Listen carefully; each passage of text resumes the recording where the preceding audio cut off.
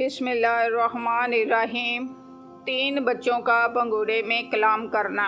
हज़रत अबू हुरैरा रज़ियल्लाहु तआला अन्हु ने फरमाया कि नबी करीम सल्लल्लाहु अलैहि वसल्लम ने फरमाया कि 3 बच्चों ने पंगूरे में कलाम की है।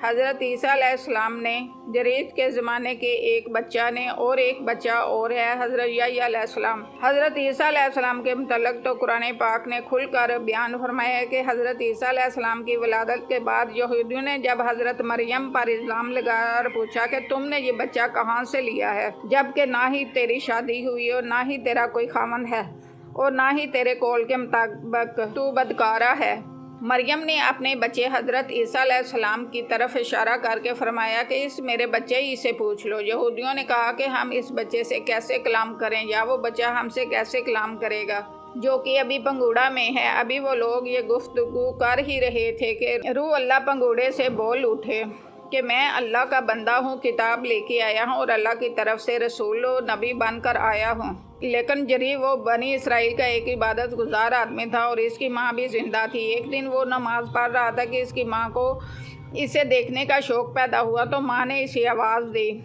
बस जरीद ने नमाज की हालत में इसकी आवाज़ सुनकर बारगाहे इज़्ज़ती में अर्ज़ की, या रब तेरी नमाज बेहतर है या माँ की आवाज़, यानी माँ को देखना। ये सोचकर वो फिर नमाज में मशगूल हो गया। माँ ने दूसरी बार फिर तीसरी बार आवाज़ दी, लेकिन वो नमाज ही पढ़ता रहा और माँ की आवाज़ की तरफ इसने कोई ध्यान ना दिया।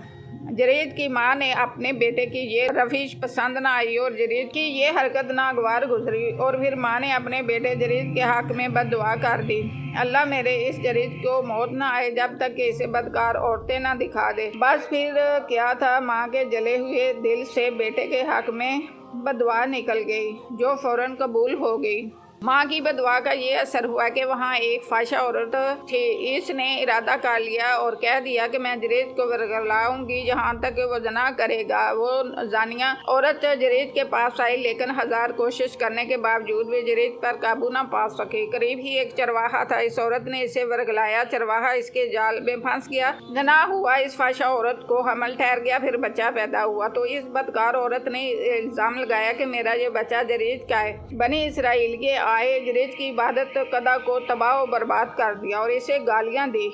जरीद ने परेशान होकर नमाज पढ़ी और दुआ की और फिर इस बच्चा को उठाया। हज़रत अबू हुरैरा फरमाते हैं कि गोया मैं नबी करीम अलैहिस्सलाम को इसी तरह देख रहा हूँ जिस तरह हजूर अलैहिस्सलाम ने दस्ते मुबारक से किया। जरीद ने इस बच्चा से पूछा, तेरा बाप कौन है? बच्चा ने जवाब दिया, चरवाहा। सारी कौम अपने किए पर नादम हुई।